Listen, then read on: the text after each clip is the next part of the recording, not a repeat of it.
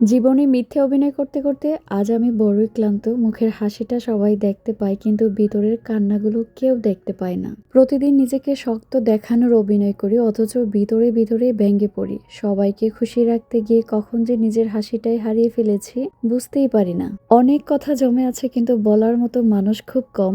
মানুষ ভাবে আমি বদলে গেছি, আসলে আমি চুপ থাকতে শিখেছি। প্রতিটা হাসির আড়ালে লুকিয়ে থাকে হাজারো না বলা কথা। হয়তো আমার এই না বলা কথাগুলো আমার বুকের ভিতরেই চাপা থাকবে, কখনো কাউকে বলাও হবে না। সময় বদলায়, দিন বদলায়, কিন্তু কিছু স্মৃতি মানুষের গভীরে আটকে থাকে, যা কখনোই মোছার নয়। তারপরও জীবন কারোর জন্য থেমে থাকে না, জীবন জীবনের গতিতেই চলতে থাকে।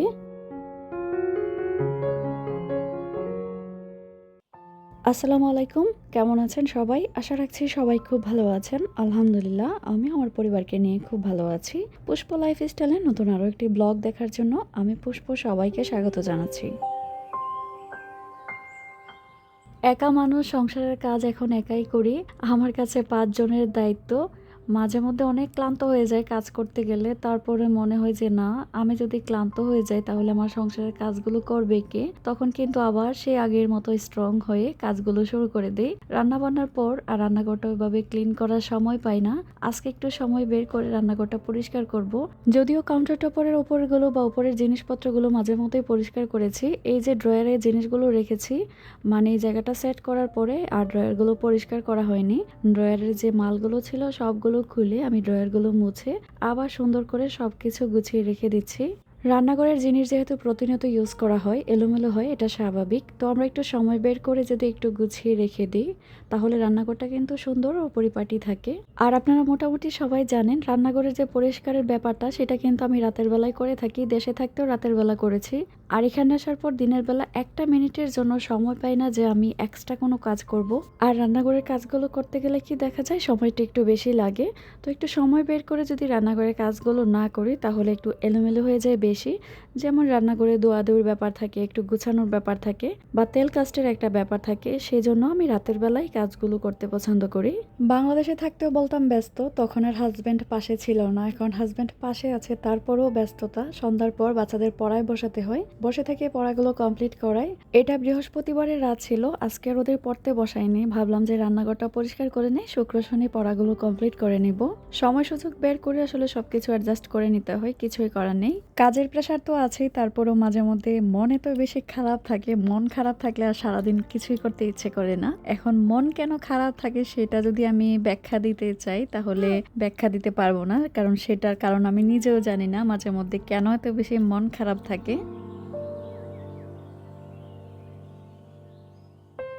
ড্রয়ারগুলো পরিষ্কার করার পর এখন থালা বাসন রাখার যে র্যাকটা সেটা একটু পরিষ্কার করে দিচ্ছি। এই র্যাকটা আমার এত বেশি খারাপ লাগে, থালা প্লেট ধোয়ার পর যে এক্সট্রা পানিটা থাকে সেটা ঝরে এই থালিটার মধ্যে জমে। আর এই পানিটা একদম পিছলি পিছলি হয়ে যায় বা ময়লাও জমে থাকে। 2 দিন পর পর প্লেটগুলো নামিয়ে তারপর এই থালিটা ধুইতে হয়। মানে কাজের তো অভাব নেই, তার মধ্যে আবার এক্সট্রা কাজ। সেজন্য আজকে এটাকে একটা সিস্টেম করে দিব যাতে নিচ থেকে পানিটা জমে না থাকে। প্রথমে আমি জায়গাটা একটু পরিষ্কার করে দিচ্ছি। নিচে থাকার কারণে টাইলসটার মধ্যে অনেক ময়লা জমে যায়। বরাবরই বলে থাকি রান্নাঘর আমার খুবই পছন্দের একটা জায়গা। শুধু আমার পছন্দের জায়গা বললে ভুল হবে, প্রতিটা গৃহিণীর পছন্দের জায়গা হচ্ছে তার রান্নাঘর। সে চায় তার রান্নাঘরটা মনের মতো করে সুন্দর করে গুছাতে। যদিও আমি আমার রান্নাঘরটা ফেলে এসেছি, মাঝে মধ্যে ভিডিওতে আমি রান্নাঘরটা দেখি আর অনেক বেশি মন খারাপ করি। তারপরও বলি আলহামদুলিল্লাহ, হয়তো আল্লাহ আমার কপালে এটাই রেখেছে। তো এটা নিয়ে এখন আছি। তো এটাকে একটু সাজিয়ে গুছিয়ে রাখি। বলতে গেলে ভাড়া বাসায় আমি আমার কিচেনটাকে কিভাবে সাজিয়ে গুছিয়ে রাখি। কত বছর পর বললাম যে ভাড়া বাসায় আমার কিচেন। আমি 2018 সালে আমার বাড়িতে উঠেছিলাম, তার আগে কিন্তু ভাড়া বাসায় থাকতাম। এখন আবারও ভাড়া বাসায় থাকছি। আজকে কিন্তু ভিডিওর শুরুতে আমার প্রিয় আপুদের কাছে লাইক চাইনি। যারা এই ভিডিওটিতে ক্লিক করেছেন প্লিজ একটা লাইক দিয়ে পুরো ভিডিওটি কন্টিনিউ করবেন। আর ভিডিও দেখতে দেখতে যদি ভিডিওর কোনো অংশ একটু হলেও ভালো লেগে যায় তাহলে অবশ্যই আমার চ্যানেলটি সাবস্ক্রাইব করে পাশে থাকা বেল আইকনের অল অপশনটি অন করে রাখবেন, যাতে করে আমি কোনো নতুন ভিডিও আপলোড করলে সাথে সাথে আপনার কাছে নোটিফিকেশন চলে যায় আর আপনি আপনার সময় সুযোগ করে আমার ভিডিওটা দেখে নিতে পারেন। আমার ভিডিওগুলো যাদের ভালো লাগে তারাই দেখবেন, আর যাদের ভালো লাগে না তারা স্কিপ করতে পারেন, কোনো সমস্যা নেই। ইদানিং আমি বুঝতে পারছি মনে হয় আমার ভিডিওগুলো আপনাদের ভালো লাগে না। আমি কি করব, আমার কিচ্ছু করার নেই। আমি আমার যথাসম্ভব চেষ্টা করি আপনাদের সাথে কানেক্ট থাকার। খুব কষ্ট হয় একটা ভিডিও নিয়ে আসতে, সেটাকে এডিট করে তারপর ভয়েস দিয়ে আপলোড দিতে, আর কাজ তো আছে, এমনিতেই তো ব্যস্ত থাকি, তার মধ্যে ভিডিও রেডি করা কিন্তু অনেক বেশি কষ্টের ব্যাপার। তো আপনারা যারা আমাকে ভালোবাসেন তাদের কাছেই বলবো, যারা শুরু থেকে শেষ পর্যন্তই ছিলেন, আশা করি সামনের দিনগুলো এভাবে আপনাদের পাশে পাবো। সবার জন্য অনেক অনেক ভালোবাসা থাকবে, মন থেকে ভালোবাসা থাকবে। সাদিয়া আক্তার আইডি থেকে আপু আমাকে সব সময় সুন্দর সুন্দর কমেন্ট করে যায়, আপু তোমার ভিডিওর অপেক্ষায় থাকি, আর আমার পরিবারের সবার জন্য অনেক অনেক দোয়া করেন। তোমার জন্য অনেক অনেক দোয়ার ভালোবাসা থাকবে, এভাবে পাশে থেকেও আপু। তাবাসসুম রহমান আইডি থেকেও আপু কমেন্ট করেছিলেন, নিয়মিত আমার ভিডিওগুলো দেখেন কিন্তু কমেন্ট করতে পারেন না ছোট বেবি থাকার কারণে। আপুর মেয়ের নাম হচ্ছে তাবাসসুম আর ছেলের নাম হচ্ছে তাজ, ওদের জন্য অনেক অনেক দোয়া থাকবে। আপু তুমিও ভালো থেকো। ভিডিও ওমান ব্লগার থেকে আপু অনেক দিন আগে একটা কমেন্ট করেছিলেন, আপুর কাছে নাকি আমার কথাগুলো অনেক ভালো লাগে, মাঝে মধ্যে আমার কথার প্রেমে পড়ে যায়। আপুর কমেন্টটা আমার অনেক বেশি ভালো লেগেছিল, সময়ের জন্য কমেন্টটা পড়তে পারিনি, আজকে পড়লাম। আপু তুমিও কিন্তু অনেক সুন্দর করে কথা বলো, তোমাকে অনেক অনেক ধন্যবাদ জানাচ্ছি এত সুন্দর একটা কমেন্ট করার জন্য। কাউন্টার টপের উপরে যে বক্সগুলো ছিল সবগুলো আমি সরিয়ে নিয়েছি, সরিয়ে নিয়ে সাবানের পানি দিয়ে একদম ঘষে ঘষে জায়গাগুলো পরিষ্কার করে নিলাম, যাতে করে কোনো তেল ক্যাস্টে না থাকে। এখন যে বয়ামগুলোতে খাবার নেই সেগুলো একটু রিফিল করব, আর যেগুলো আছে সেগুলো দিয়েই এই জায়গাটাকে আবার আগের মতোই সুন্দর করে সাজিয়ে নিব। ডায়েরি অফ ডিজার্ট চ্যানেল থেকে কিন্তু আপু খুব সুন্দর সুন্দর কমেন্ট করেন, আমি যখনই ভিডিও ছাড়ি আপু খুব সুন্দর করে একটা কমেন্ট লিখেন। আসলে এটাই হচ্ছে বড় পাওয়া, মানুষের ভালোবাসা। অনেক অনেক ধন্যবাদ জানাচ্ছি আপু সবসময় কমেন্ট করে পাশে থাকার জন্য। হয়তো ব্যস্ততার জন্য অনেক আপুদের ভিডিও দেখা হয় না, দেশে থাকতে মাঝে মধ্যে আপুদের ভিডিওগুলো দেখতাম, সেজন্য আমি আন্তরিকভাবে দুঃখিত। তারপরও যারা আমাকে প্রতিদিন ভিডিওতে কমেন্ট করেন, ফারিয়া ইসলাম আইডি থেকে, সুখ পাখি থেকে, এন বর্ষা আইডি থেকে, মুনতাহার আম্মু লাইফস্টাইল ব্লগ থেকে, আহমেদ তাইমিন আইডি থেকে আপু সুন্দর করে কমেন্ট করেন। তারপর হচ্ছে শিরিন আক্তার আইডি থেকে, রেহানা হাওলাদার থেকে, লিপি আক্তার আইডি থেকে, আমার শান্তির নীর থেকে, সালমা জাহান থেকে, জান্নাতুল নাইম উর্মি আইডি থেকে আমার খুব প্রিয় একটা বোন, সেও খুব সুন্দর করে কমেন্ট করে, এম এস হৃদয় আইডি থেকে। তাছাড়া সুবর্ণা আক্তার আইডি থেকে আপু লিখেছিলেন, আপু অসুস্থ, এবারের ঈদ নাকি হসপিটালেই কেটেছে, সে হসপিটালে বসে আমার ব্লগ দেখেছে, সবার জন্য মন থেকে দোয়া রইল আপু, সুস্থ হয়ে ওঠো। বক্সগুলো সুন্দর করে রাখার পর এখন তেলের জারগুলো আমি রিফিল করে নিচ্ছি। গতকালকে তেলের জারগুলো ধুয়ে দিয়েছিলাম, হাত দিয়ে প্রতিদিন ধরা হয়। তেলের জারগুলো দেখা যায় কি 2-3 দিন পর পরই ময়লা হয়ে যায়, যতটুকু সম্ভব মুছে রাখার চেষ্টা করি, আর যখন মনে হয় যে না মুছে কোনো কাজ হচ্ছে না তখন ধুয়ে দেওয়ার চেষ্টা করি। একটা জারে সরিষার তেল রেখেছি, আরেকটার মধ্যে সয়াবিন তেল রেখেছি।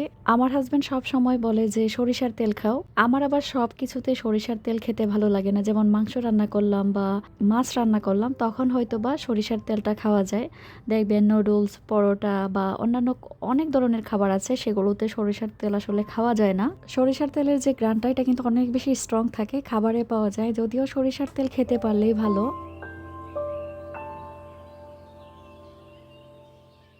এখন আরও কিছু প্রিয় আপুদের নাম বলছি, যেমন টেস্ট অ্যান্ড টেলস থেকে প্রিয় সালমা আপু, বিডি বাই হেলেন থেকে হেলেন আপু, প্রিয় রেশমি আপু, তারপর স্মল বাই এমআর থেকে মীরা আপু, আকিব রাফিক মম ব্লগস থেকে আমার একজন প্রিয় আপু, তারপর হচ্ছে সুপ্রিয়া রয় থেকে একজন আপু, তাসিন মমস, তারপর বাংলাদেশি ব্লগার মিতু, লুবনার সংসার, আরও অনেক অনেক প্রিয় আপুরা আছেন যারা আমাকে কমেন্ট করেন, ফারিয়া আপু, স্বপ্ন নূরের সংসার থেকে নূর আপু।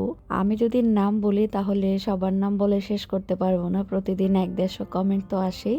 আরও যে আপুরা কমেন্ট করেন কন্টিনিউ, তাদের নাম হয়তো বাদ পড়েছে, তো সেটা আমি দেখে পরের ভিডিওতে ইনশাল্লাহ বলার চেষ্টা করব।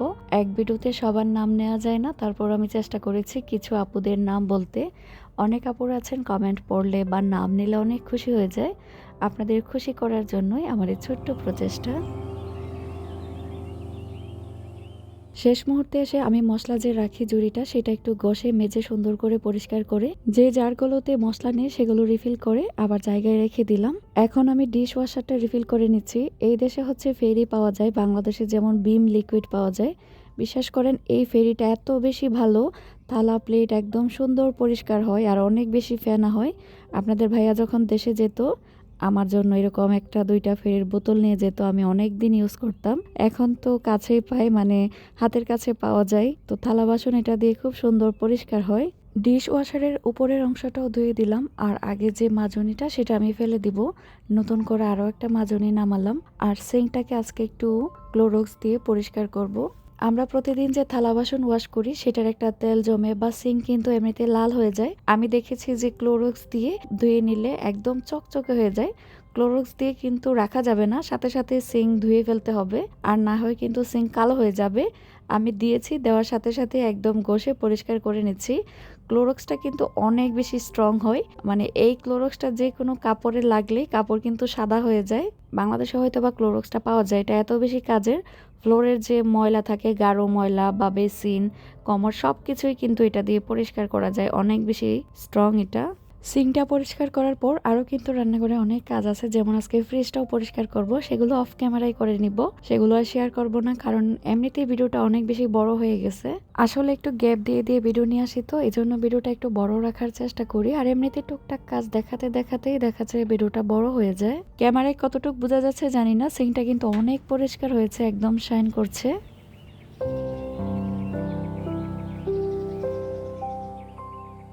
কাজগুলো করতে করতে আরো 2-1 জন আপুর কমেন্ট পড়ে আসি। রশিদ মলিক আইডি থেকে লিখেছেন, আসসালামু আলাইকুম। ওয়ালাইকুম সালাম আপু, কেমন আছো? আলহামদুলিল্লাহ, আমি ভালো আছি, তুমি কেমন আছো? প্লিজ আমার কমেন্টটা ভিডিওতে নিও। আমি এইচএসসি 27, আমি লেখাপড়া করতে চাই কিন্তু মনোযোগ আসে না, তাই সবাইকে বলো আমার জন্য দোয়া করতে। কার হাত কবুল হই জানি না, তো সবাই আপুর জন্য দোয়া করবেন, আপু যাতে পড়ালেখায় মনোযোগী হতে পারে। আয়েশার জন্য অনেক অনেক ভালোবাসা জানিয়েছেন, তোমার জন্য অনেক দোয়া রইল আপু, পড়ালেখা করে যাতে অনেক বড় হতে পারো। লাবিবা আক্তার আইডি থেকে লিখেছেন, আসসালামু আলাইকুম আপু, কেমন আছো? আলহামদুলিল্লাহ আপু, আমি ভালো আছি। আমি ফরিদপুর জেলা থেকে দেখছি, আমি প্রতিদিন তোমার ভিডিও দেখি কিন্তু কমেন্ট করা হয় না। আজ প্রথম কমেন্ট করলাম। আমি একজন প্রবাসীর স্ত্রী, আমার স্বামী 4 বছর ধরে বিদেশে আছেন, মালয়েশিয়া থাকেন। আমি 2 ছেলে মেয়ে নিয়ে বাসায় থাকি, মানে শহরে বাসা করে থাকেন। তোমাদের জন্য অনেক দোয়া করি, আল্লাহ যাতে তোমাদের সব সময় ভালো রাখে। আমার বাচ্চাদের জন্য দোয়া করো। আমার কমেন্টটা একটু পড়ো, আল্লাহ হাফেজ। অবশ্যই আপু, তোমার কমেন্টটা পড়লাম, আর তুমি আমার ভিডিও দেখো, সব সময় খুশি হলাম। তোমাদের জন্য অনেক অনেক দোয়া থাকবে। মিম মকল আইডি থেকে লিখেছেন, আপু তুমি ভিডিওতে সবার নাম নিয়ে থাকো, আমিও তোমার নিয়মিত দর্শক, আমি তোমার ভিডিওগুলো দেখি, খুব ভালো লাগে। আমার বাচ্চাদের জন্য দোয়া করো, আর ভিডিওতে আমার নামটা নিও। অবশ্যই মিম আপু, তুমি আমার ভিডিওগুলো সব সময় দেখো, আমি জানি। তুমিও তোমার বাচ্চাদের জন্য অনেক দোয়া রইল। খাদিজা আক্তার আইডি থেকে লিখেছেন, আসসালামু আলাইকুম আপু, কেমন আছো? আমি নিয়মিত তোমার ভিডিওগুলো দেখি, খুব ভালো লাগে। আমি সিলেট থেকে তোমার ভিডিওগুলো দেখি। পরের ভিডিওতে আমার নামটা নিও। আসলে পরের ভিডিওতে আর নামগুলো নেওয়া হয়নি, তো আপুর নাম হচ্ছে খাদিজা আক্তার শিমুল। অসংখ্য ধন্যবাদ জানাচ্ছি শিমুল আপু। আরেকজন আপু আমার ছেলেদের নামগুলো জানতে চেয়েছিলেন, তাদের আসলে ভিডিওতে দেখে তাদের নামগুলো হয়তো আপু জানে না। আমি প্রায় ভিডিওতে কিন্তু বলি, আসলে আমি ভিডিওতে বড় ছেলে, মেজো ছেলে, ছোট ছেলে বলি, তো ওইভাবে নামগুলো আর বলা হয় না।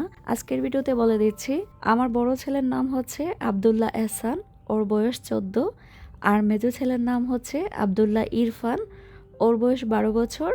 আর ছোট্ট ছেলের নাম হচ্ছে আব্দুল্লাহ আয়ান, ওর বয়স 8 বছর, মানে 9 বছরে পা রেখেছে।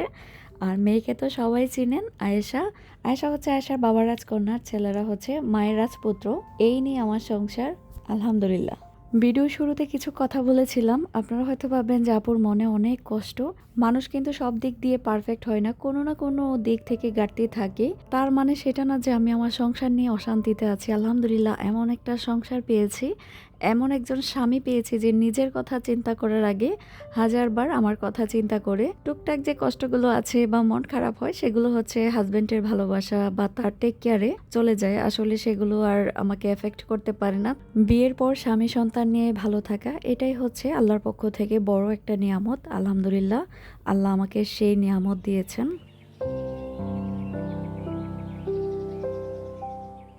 আবার কিন্তু ভিডিওটা পরের দিন দুপুর থেকে শুরু করেছি, মানে রান্না বান্না দিয়ে।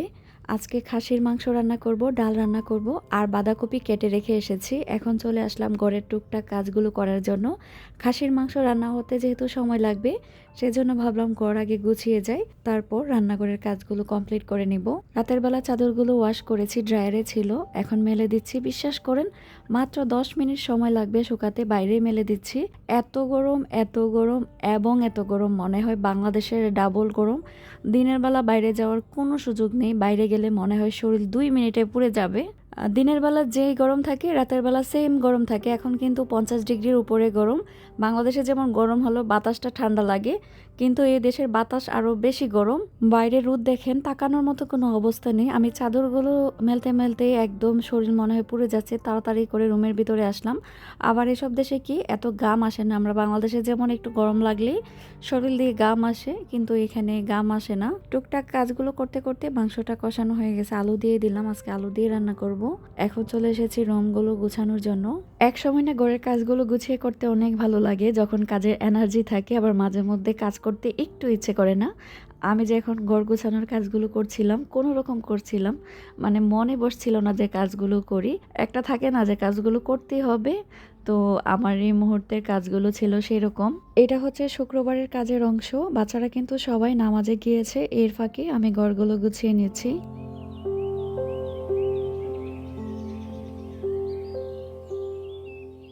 ঘর গোছানোর পরপরই ওরা নামাজ থেকে চলে এসেছে। 4 ভাই বোন একসাথেই বসে আছে, ওদেরকে দুপুরের খাবার খাওয়ালাম।